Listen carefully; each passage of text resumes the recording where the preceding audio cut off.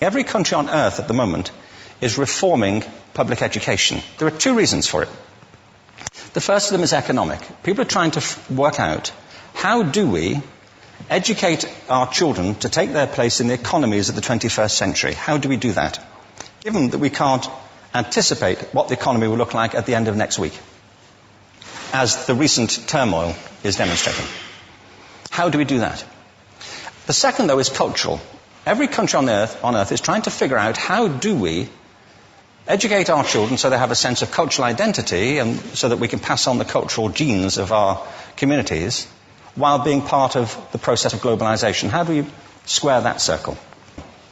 The problem is they're trying to meet the future by doing what they did in the past. And on the way, they're alienating millions of kids who don't see any purpose in going to school. When we went to school, we were kept there with a story, which is if you worked hard and did well and got a college degree, you would have a job. Our kids don't believe that.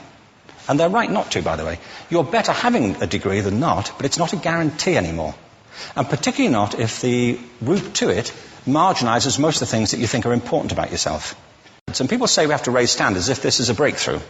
You know, like, really, yes, we should. Why would you lower them?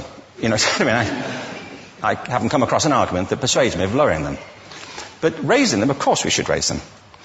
The problem is that the current system of education was designed and conceived and structured for a different age.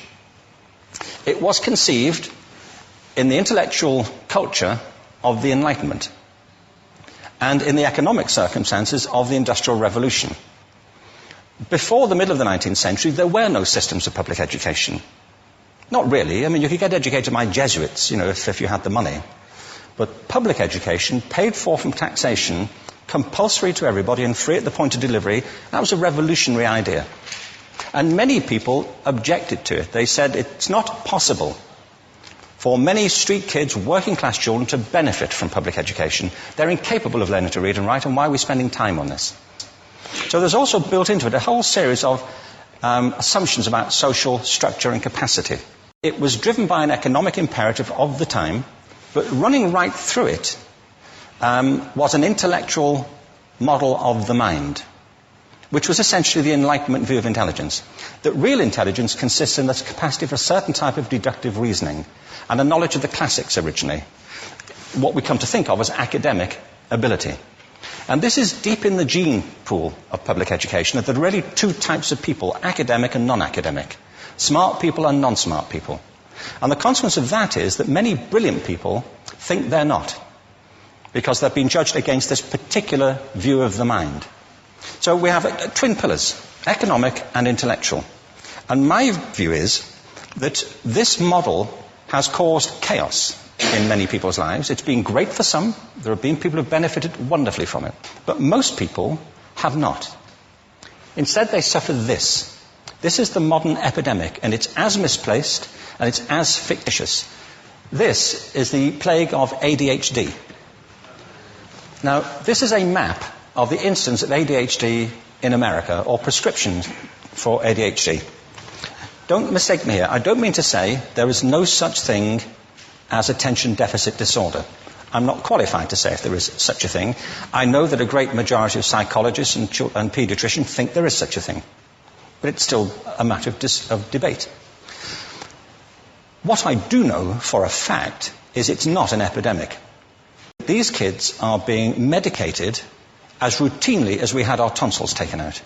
And on the same whimsical basis, and for the same reason, medical fashion.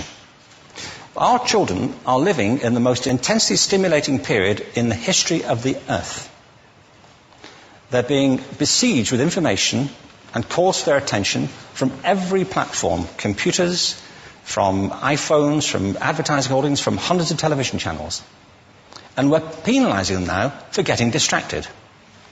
From what? You know, boring stuff at school, for the most part. It seems to me it's not a coincidence totally that the incidence of ADHD has risen in parallel with the growth of standardized testing.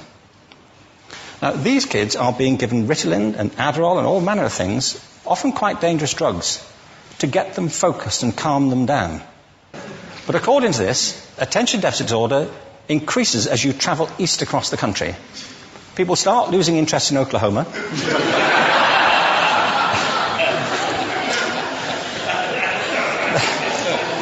They can hardly think straight in Arkansas. And by the time they get to Washington, they've lost it completely. And there are separate reasons for that, I believe. It's a fictitious epidemic. If you think of it, the arts, and I don't say this exclusively of the arts, I think it's also true of science and of maths, but I say about the arts particularly because they are the victims of this mentality currently, particularly. The arts especially address the idea of aesthetic experience. An aesthetic experience is one in which your senses are operating at their peak, when you're present in the current moment, when you're resonating with the excitement of this thing that you're experiencing, when you are fully alive. An anesthetic is when you shut your senses off and deaden yourself to what's happening. And a lot of these drugs are that. We're getting our children through education by anesthetizing them.